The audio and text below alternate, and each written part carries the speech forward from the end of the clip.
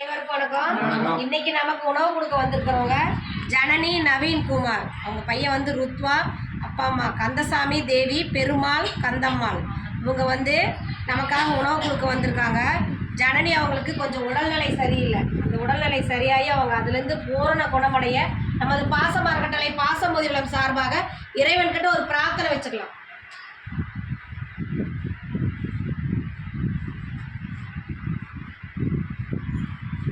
திருமதி ஜனனி நவீன்குமார் அவர்களுக்கு கூடிய விரைவில் உடல் நலம் பூரண குணம்பெற்று நல்லபடியாக வாழ நம்ம இறைவன்ட்ட பிரார்த்தனை வச்சுருக்கிறோம். உணவு கொடுக்குற அவங்களுக்கு குடும்பத்தாருக்கு நன்றிகளையும் வாழ்த்துக்களையும் தெரிவிச்சுக்கிறோம். இந்த நேரத்தில் அவங்களுக்கு நாங்கள் ஒரு கோரிக்கை வைக்கிறோம். என்னென்னு கேட்டிங்கன்னா, நமது பாசம் அறக்கட்டளை பாசமுதிர்வலம் ஆரம்பித்து 3 வருடங்கள் ஆச்சுங்கம்மா. நாங்கள் இப்போ சொந்தமாக இடம் வாங்கி கட்டடம் அமைக்கலான்னு இருக்கோம். அதுக்கு தங்களால் முடிஞ்ச உதவியை எங்களுக்கு செஞ்சு கொடுக்கலாம். நீங்கள் மட்டும் இல்லாத உறவினர்கள், நண்பர்கள், தெரிஞ்ச இடத்துலலாம் இந்த மாதிரி ஒரு முதியோரில் இருக்காங்க. 35 நபர்களுக்கு மேலே இருக்காங்க. அவங்களுக்கு இடவசதி பத்தாதனால சொந்தமாக கட்டடம் அமைக்க போகிறாங்க. அதுக்கு நம்மளால் முடிஞ்ச உதவியை செஞ்சு கொடுக்கலான்னு சொல்லி நீங்களும் எங்கள் முதியோர்களுக்கு வெளியே கொண்டு சென்று எங்களுக்கு உதவி புரியலாம். எங்கள் பெரியவர்கள் சார்பாக கேட்டுக்கிறோம். உணவு கொடுக்குறவங்களுக்கு நன்றிகளையும் வாழ்த்துக்களையும் தெரிவிச்சுக்கிறோம். உடல் நலம் பூர்ண குணமடைஞ்சு கவலைப்படாமல் இருங்க. நாங்கள் எல்லாம் பிரார்த்தனை வச்சுக்கிறோம். வாழ்க நலத்துடன்.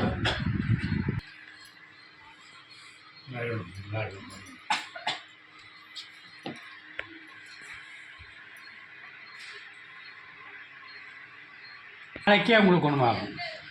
அவரோட கடவுள் வேண்டுகிறேன். நாளைக்கு குணமாகணும். நீங்கள் ஆண்டவன் வேண்டிங்க. ஆசீர்வாதம் பண்ணுங்க.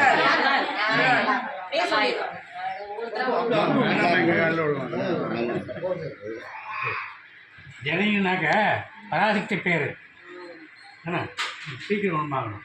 ஆண்டவன் பார்த்துக்கிறேன். அப்படிதான் எல்லாத்துக்கும் வைங்க. கேட்ட மாதிரி வச்சு.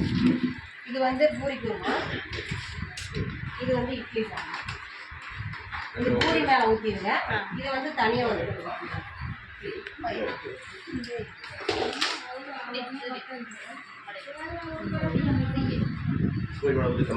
கிளம்பாட ஊற்றுங்க. கிளம்பு இருக்கும் அப்படியாது கிளம்பாட அப்படி எடுத்து ஊற்றுங்க. அதில் இன்னும் பக்கமாக வாங்க. சட்னி ஊற்றுங்க. சாம்பார் ஊற்றிருக்கோம்.